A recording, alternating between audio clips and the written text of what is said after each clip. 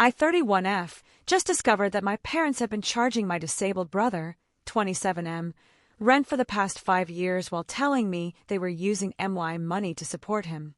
They've pocketed over $40,000 from me while he lived in squalor. My entire family says I'm being cruel for cutting them off.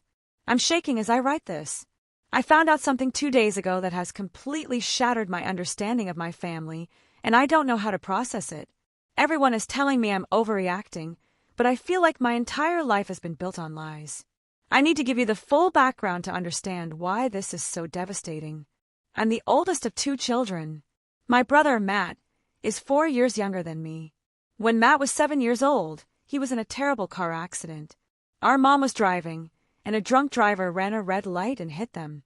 Our mom walked away with minor injuries, but Matt suffered a traumatic brain injury that changed his life forever. After months in the hospital and years of rehabilitation, Matt recovered physically for the most part, but cognitively he's different. He has trouble with complex problem-solving, memory issues, and struggles with executive function. He can work simple jobs, handle basic daily tasks, and live semi-independently, but he'll never be able to manage complicated finances, navigate bureaucracy, or handle anything that requires advanced planning. He's still my little brother, funny, kind, and he loves video games and comic books, but he needs support and guidance. Growing up after the accident, our parents always emphasized that we had to look out for Matt. They drilled into me that as the older sister, I had a responsibility to make sure Matt was taken care of, especially after they were gone. I took this seriously. I love my brother, and I wanted him to have the best life possible despite his challenges. I worked my ass off in school. I got a scholarship to a good college, majored in software engineering, and landed a high-paying job at a tech company right after graduation. I was 22 and making more money than I ever thought possible. My first thought was that I could finally help Matt the way our parents had always said I should. My parents sat me down shortly after I started my job. They told me they were struggling financially. Dad's business had taken a hit during the recession, and they were worried about being able to continue supporting Matt the way he needed. They said Matt was living with them, but they wanted him to have his own place eventually, to have as much independence as possible. They said they were looking into group homes or assisted living facilities, but everything was so expensive. I immediately offered to help. I told them I could contribute money every month to help with Matt's care. My parents were so grateful. They cried and thanked me and told me I was an amazing sister. We agreed that I would send them $800 a month to go toward Matt's expenses and future housing fund. As my salary increased over the years, I increased the amount. For the past 2 years, I've been sending them $1,200 a month. I've been doing this for 9 years. That's over $100,000 I've sent to my parents specifically for Matt's care. And I never resented it. Not once. Matt is my brother and I love him. I wanted him to be comfortable and safe. My parents would send me updates about how the money was helping. They bought Matt a new bed. They'd paid for a special therapy program. They were saving up for a down payment on a small condo where Matt could live with minimal support. I felt good about it. I felt like I was doing the right thing. I visited home 3 or 4 times a year. I live about 5 hours away, and I'd always spend time with Matt. We'd play video games, go out to dinner, just hang out. He seemed happy. My parents seemed grateful. Everything seemed fine. Now I need to explain something else. I'm child-free by choice. I've known since I was young that I didn't want kids. I'm married to an amazing man, Derek, who feels the same way. We've been together for 8 years, married for 4. We have a great life. We travel. We have hobbies. We're very happy. But my parents have never accepted my choice to be child-free. My mom, in particular, has been relentless about it. She's always making comments about how I'll change my mind, how I'm being selfish, how I'm denying her grandchildren. She said multiple times that it's unnatural for a woman not to want children. She's cried about how she'll never get to be a grandmother. Never mind that Matt could potentially have children someday. Apparently that doesn't count the same way. About 3 years ago, the pressure got really intense. My mom started saying things like, "You owe me grandchildren after everything I've sacrificed." She brought up the accident, said that she dedicated her life to taking care of Matt, and the least I could do was give her the joy of being a grandmother. When I still said no, she started getting nasty about it. She'd make comments about how selfish I was, how I was just focused on my career and my money, how I didn't understand what it meant to be a real woman. It caused a huge rift between us.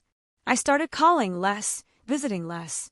Derek and I talked about cutting them off entirely, but I couldn't do it because of Matt. I felt responsible for making sure he was taken care of, and I didn't trust that my parents would continue to prioritize his needs if I wasn't involved and contributing financially. So I maintained a surface-level relationship with my parents, sent the money every month for Matt, and tried to have a separate relationship with my brother when I could. It wasn't ideal, but it was working. 2 weeks ago, I got a call from a number I didn't recognize.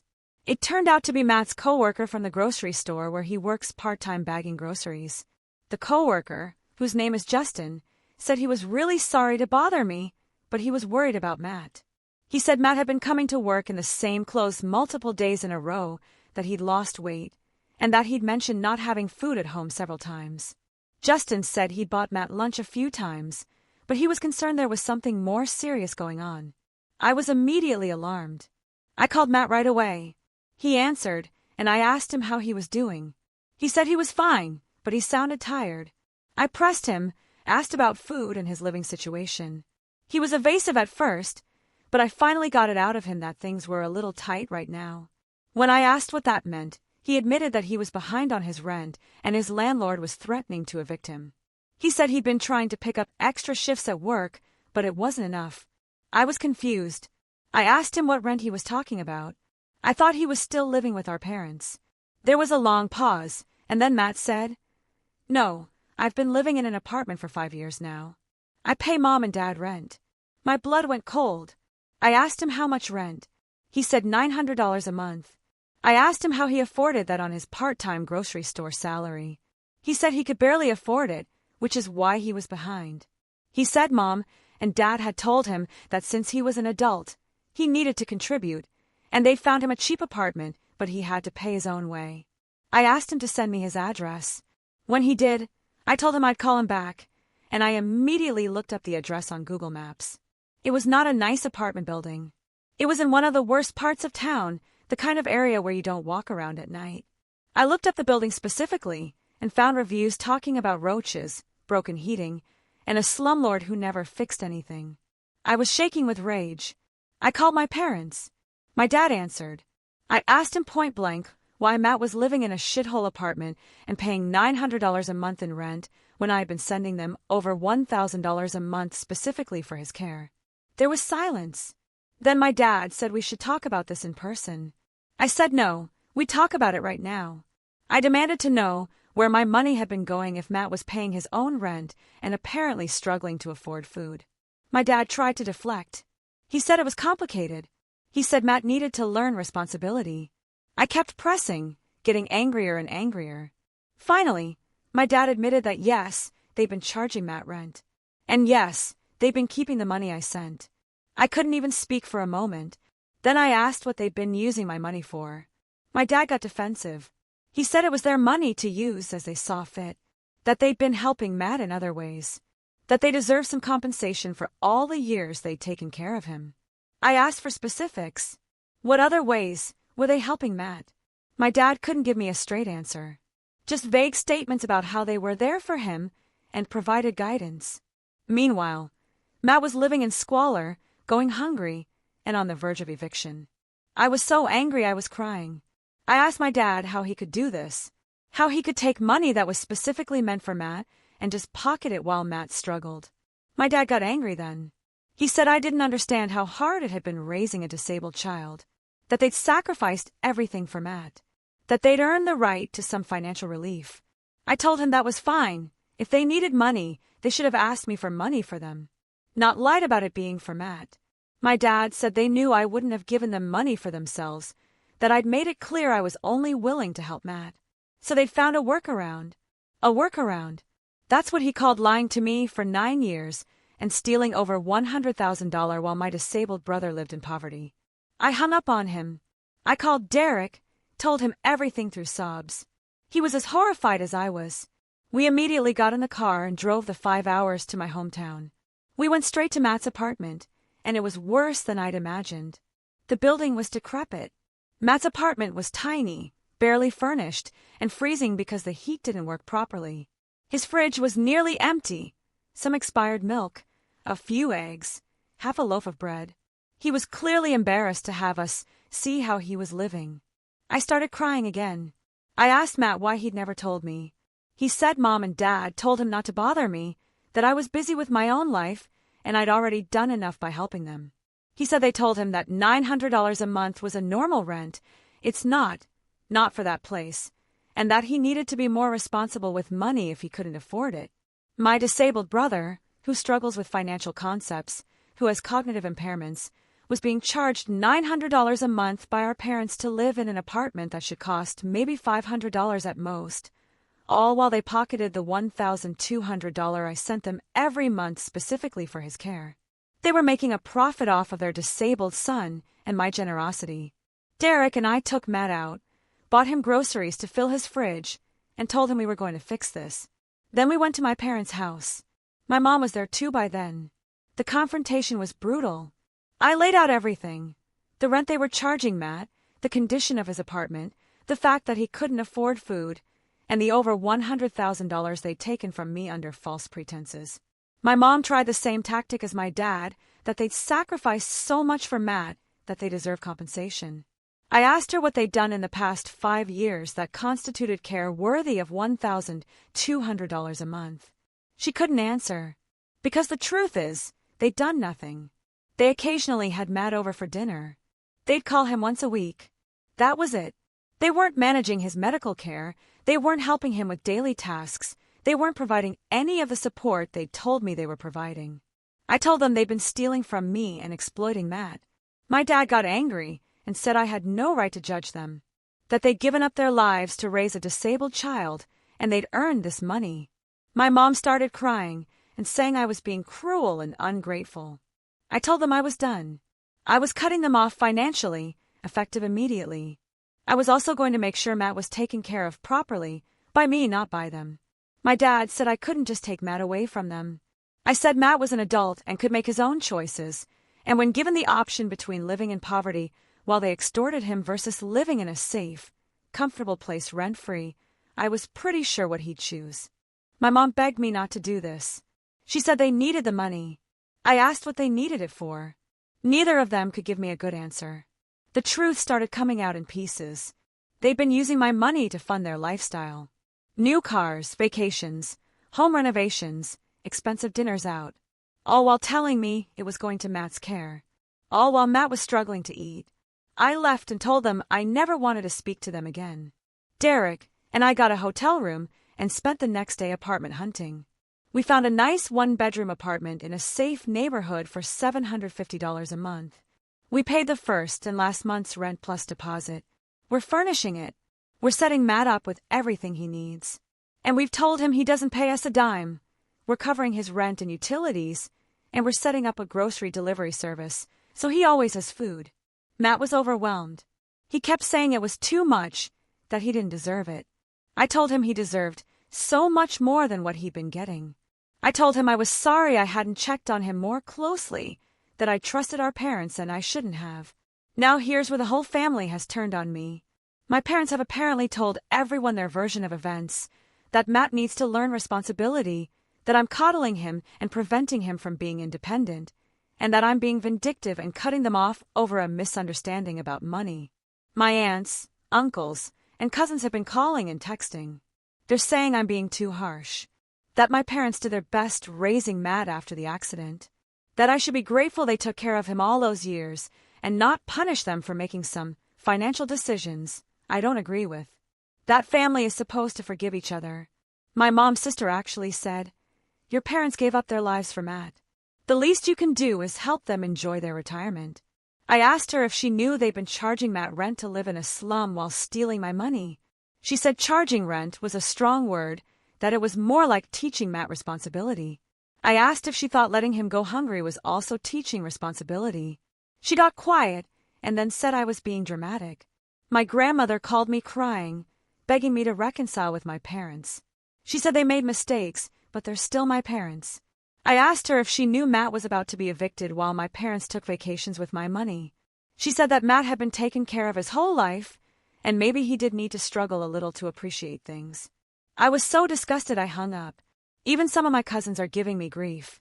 They're saying I'm being self-righteous and cruel, that my parents are getting older and they need support too, that I can afford to help everyone.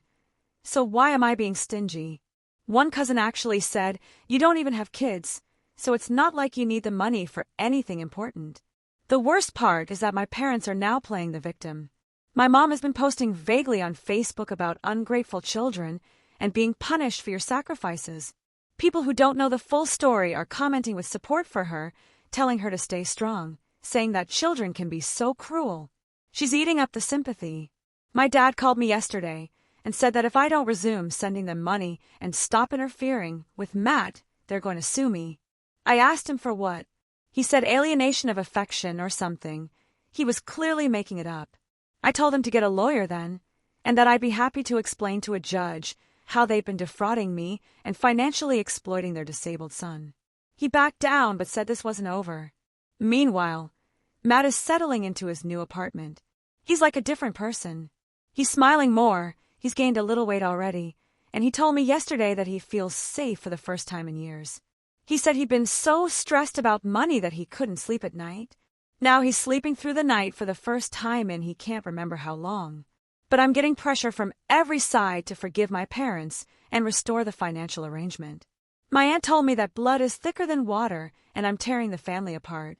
I told her the full saying is the blood of the covenant is thicker than the water of the womb, meaning chosen relationships matter more than family, and I was choosing to protect Matt over enabling our parents' theft.